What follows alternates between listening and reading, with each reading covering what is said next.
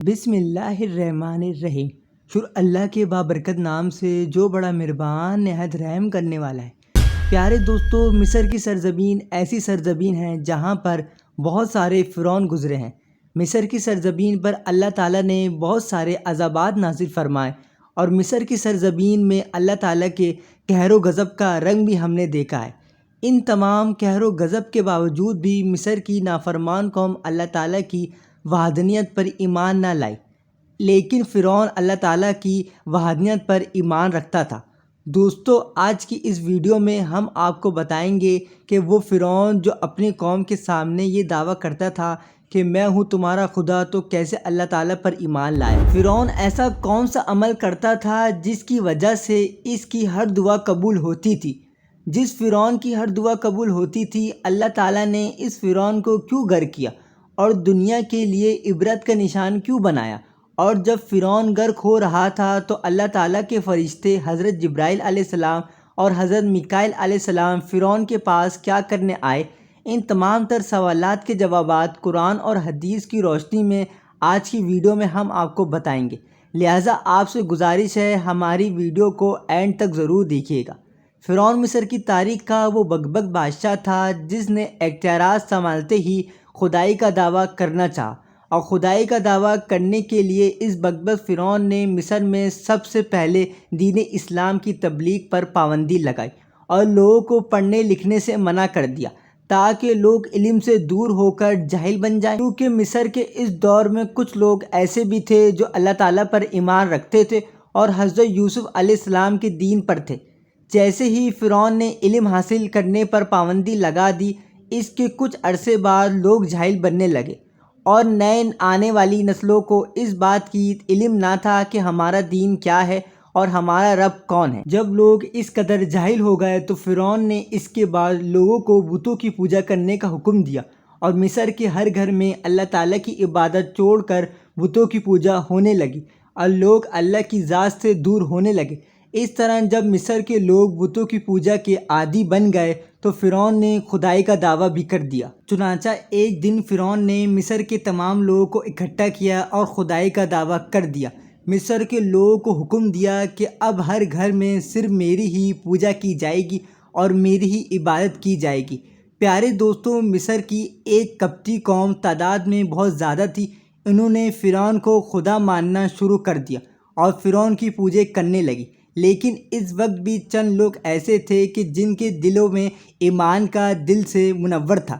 انہوں نے فرعون کو خدا ماننے سے انکار کر دیا، لہٰذا فرعون نے ان چند مسلمانوں کو اپنا غلام بنا لیا اور ان پر اپنا ظلم و ستم کرنا شروع کر دیا۔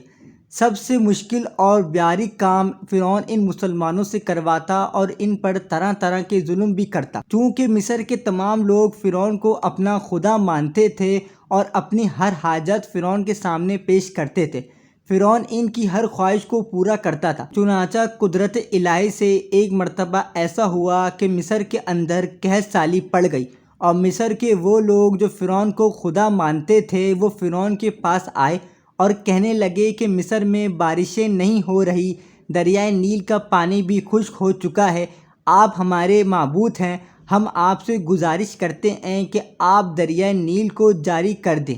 ان کی یہ بات سننے کر فرعون کے دل ہی دل میں یہ سوچنے لگا کہ باقی سب تو ٹھیک ہے، لیکن دریائے نیل تو میرے بس میں نہیں، میں اس کو کیسے جاری کر سکتا ہوں؟ لہٰذا فرعون نے ان کے سامنے خدائی کا دعویٰ کر رکھا تھا، لہٰذا فرعون نے ان لوگوں سے کہا تم لوگ چلے جاؤ، کل دریائے نیل جاری ہو جائے گا۔ اب پوری رات فرعون اس کشمکش میں پھرتا رہا کہ میں نے سب لوگوں کے سامنے خدائی کا دعویٰ کر رکھا ہے، اور اگر کل دریائے نیل جاری نہ ہوا تو میں سب لوگوں کے سامنے چھوٹا ہو جاؤں گا۔ کشمکش کے دوران فرعون نے اپنا تاج شاہی اپنے سر پر رکھا اور دریائے نیل کی طرف اکیلا نکل پڑا۔ فرعون جب دریائے نیل کے پاس پہنچا تو اس نے دیکھا کہ دریائے نیل خشک پڑا ہوا ہے اور اس میں پانی کا ایک قطرہ بھی نہیں۔ اس وقت فرعون نے اپنے تاج کو اتارا اور زمین پر پھینک دیا، اور زمین پر بیٹھ کر اپنے سر پر مٹی ڈالنے لگا۔ اپنے سر کو سجدے میں ڈال کر بارگاہ الہی میں عرض کرنے لگا، یا رب، میں جانتا ہوں حقیقی مالک تو ہی ہے، اور میں یہ بھی جانتا ہوں کہ سب لوگوں کا حقیقی معبود تو ہی ہے۔ تو ہی ہمارا خالق اور تو ہی ہمارا معبود ہے۔ اے رب، میں جانتا ہوں میں نے جو خدائی کا جھوٹا دعویٰ دیا ہے وہ جھوٹا اور وہ غلط ہے۔ یا رب، تو نے آج تک میری عزت رکھی اور میری ہر دعا قبول کی۔ آج میں تجھ سے التجا کرتا ہوں، اے ہمارے حقیقی معبود، تو دریائے نیل کو جاری کر دے۔ اس طرح فرعون اللہ کی بارگاہ میں گر گرا رہا تھا اور رو رو کر دعا کرنے لگا اور اللہ کے حضور عرض کرنے لگا، رب، میں جانتا ہوں آخرت میں میرا انجام بہت برا ہوگا اور میرا ٹھکانہ جہنم ہے۔ اے میرے پروردگار، میں آخرت کے بدلے دنیا کو طلب کرتا ہوں اور مجھے آخرت کے بجائے دنیا میں سب کچھ عطا فرما دے۔ اس طرح فرعون نے آخرت کو چھوڑ کر دنیا طلب کی اور آخرت کے عذاب کو اپنے گلے میں خود ڈال لیا۔ روایت میں آتا ہے کہ فرعون اس طرح سجدے میں گڑ گڑا رہا تھا کہ اللہ سے دعا مانگ رہا تھا کہ ابھی اس نے سجدے سے سر بھی نہ اٹھایا تھا کہ اللہ نے اس کی دعا قبول کر لی اور دریائے نیل جاری ہو گیا۔ اس طرح جب دریائے نیل جاری ہو گیا تو فرعون نے اپنے تاج کو اٹھایا اور اپنے سر پر رکھا اور اپنی قوم کے پاس چلا گیا اور ان سے جا کر کہنے لگا، جاؤ، میں نے دریائے نیل کو تمہارے لیے جاری کر دیا ہے۔ لوگ یہ منظر دیکھ کر بہت خوش ہوئے کہ ہمارے خدا نے ہمارے لیے دریائے نیل کو جاری کر دیا ہے۔ روایت سے پتہ چلتا ہے کہ فرعون بھی اللہ تعالیٰ کی وحدانیت پر ایمان رکھتا تھا اور وہ بھی اللہ کو مانتا تھا، چونکہ اس نے آخرت کے بجائے دنیا کو آخرت سمجھ رکھا تھا اور آخرت کی ہمیشہ رہنے والی نعمتوں کو چھوڑ کر دنیا کی زندگی کو اختیار کیا ہوا تھا، اور اللہ تعالیٰ نے اس کی یہ دعا قبول کر لی اور اس کو آخرت کی بجائے دنیا میں سب کچھ نعمت ادا کر دی۔ دوستو، دریائے نیل کے پانی جاری ہونے کے بعد فرعون اس طرح مسلمانوں پر ظلم و ستم کرنا شروع کر دیا، اور جب فرعون کا ظلم و ستم حد سے بڑھنے لگا تو اللہ تعالیٰ نے فرعون کی طرف حضرت موسیٰ علیہ السلام کو معبود فرمایا۔ حضرت موسیٰ علیہ السلام نے فرعون کو اللہ کی وحدانیت کی طرف بلایا اور اللہ تعالیٰ کے عذاب سے ڈرایا، لیکن فرعون نے حضرت موسیٰ علیہ السلام کی ایک نہ مانی اور اس طرح فقر اور شرک پر اٹا رہا۔ اللہ تعالیٰ نے فرعون اور اس کی قوم پر 5 قسم کے دردناک عذاب پہنچائے۔ فرعون اور فرعون کی قوم اللہ تعالیٰ پر ایمان نہ لائی اور فقر اور شرک پر ڈٹے رہے۔ صرف چند لوگ ہی تھے جو حضرت موسیٰ علیہ السلام کی وحدانیت پر ایمان لائے۔ بالآخر جب فرعون اور اس کی قوم قابل ہدایت نہ رہی، اللہ تعالیٰ کے عذابوں کو جھٹلاتی رہی اور اپنے کفر اور شرک سے باز نہ آئی، تو اللہ تعالیٰ نے حضرت موسیٰ علیہ السلام کو حکم فرمایا کہ وہ اپنی قوم کو لے کر مصر سے روانہ ہو جائیں اور اللہ فرعون پر عذاب الہی نازل فرمائے گا۔ چنانچہ حضرت موسیٰ علیہ السلام اللہ تعالیٰ کے حکم کے مطابق اپنی قوم کو لے کر مصر سے روانہ ہو گئے۔ ادھر جب فرعون کو اس بات کا پتہ چلا کہ حضرت موسیٰ اپنی قوم کو لے کر مصر چھوڑ کر جا رہے ہیں، فرعون نے اپنے لشکر کو تیار کیا اور حضرت موسیٰ کے لشکر کے پیچھے کرنے لگا۔ ادھر جب حضرت موسیٰ اور ان کا لشکر دریائے نیل کے کنارے پہنچا، حضرت موسیٰ کی قوم یہ منظر دیکھ کر گھبرا گئی کہ سامنے دریائے نیل اور پیچھے فرعون۔ اس وقت یہ حضرت موسیٰ سے کہنے لگے کہ سامنے دریائے نیل اور پیچھے فرعون، ہم تو گئے۔ اس وقت حضرت موسیٰ علیہ السلام اپنی قوم سے فرمانے لگے کہ ہمارا اللہ ہمارے ساتھ ہے۔ اس وقت اللہ تعالیٰ نے حضرت موسیٰ علیہ السلام کو حکم دیا کہ اپنا عصا دریائے نیل کے کنارے مارو، دریائے نیل تم لوگوں کو راستہ دے گا۔